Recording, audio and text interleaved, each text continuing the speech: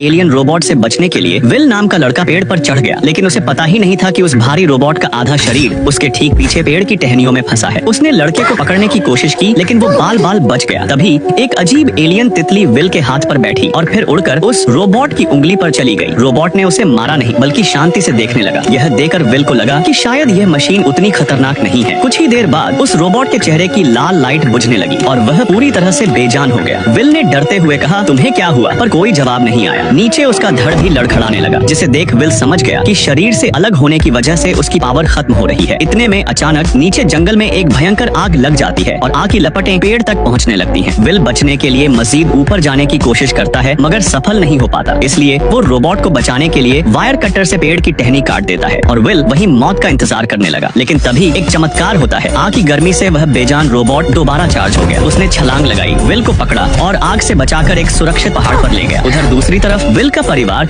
एक जमी हुई बर्फ की झील के पास अपनी बेटी को बचाने के लिए तड़प रहा था, जो बर्फ के नीचे पानी में फंस गई थी। विल का पिता बर्फ पिघलाने के लिए आग जलाता है, लेकिन तभी तेज बारिश होने लगती है और पानी फिर से जमकर पत्थर बन जाता है। बच्ची की ऑक्सीजन खत्म होने वाली थी और परिवार हार मान चुका था। तभी वहाँ एक विशाल परछाई नजर आती है। इतने बड़े मॉन्स्टर को देखकर पिता डर के मारे अपना हथियार निकाल लेता है और चिल्लाता है। तभी रोबोट के पीछे से विल बाहर आता है और रोबोट से कहता है, क्या तुम इसकी मदद कर सकते हो? रोबोट तुरंत अपनी हीट ऑन करता है और एक बहुत तेज गर्म हवा छोड़ता है, जिससे बर्फ पिघल जाती है और बच्ची की जान बच जाती है। पूरी रात वह रोबोट उन्हें अपनी हीट से बचाता है, लेकिन इन लोगों को यह नहीं पता था कि दरअसल यह वही किलिंग मशीन थी जिसने कुछ दिन पहले इनके स्पेस स्टेशन को तबाह किया था और उन्हें इस अनजान गैलेक्सी में फेंक दिया था। अगली सुबह पिता अपनी स्पेसशिप को ठीक करने लगता है और रोबोट उनकी मदद करता है। इसके बाद वो सब उस रोबोट के क्रैश हुए स्पेसशिप को देखने जाते हैं। वहाँ मॉम सिस्टम ऑन करती है और एक मैप देखकर हैरान रह जाती है कि वे अब मिल्की वे गैलेक्सी के बाहर हैं। तभी वो रोबोट अपने शिप के मलबे को छू लेता है और उसकी पुरानी मेमोरी ट्रिगर हो जाती है, जिससे विल अपने दिमाग में साफ देख लेता है कि कैसे इस रोबोट ने स्पेस स्टेशन पर इंसानों को बेरहमी से मारा था। ये खौफनाक सच देकर विल दहशत में वहाँ से भागने लगता है, लेकिन रोबोट उसे ढूंढ लेता है। विल रोते हुए पूछता है, क्या वो तुम थे? तुमने हम पर हमला क्यों किया? मगर रोबोट चुपचाप खड़ा रहता है, मानो उसे कुछ याद ही ना हो। विल ये चेक करने के लिए कि क्या वो रोबोट सच में बदल गया है, उसे एक गहरी खाई की तरफ चलने का ऑर्डर देता है, जिस पर रोबोट बिना सोचे खाई में गिरने के लिए अपना पैर आगे बढ़ा देता है। विल तुरंत उसे रोक लेता है और समझ जाता है कि यह मशीन अब उसकी सच्ची दोस्त बन चुकी है।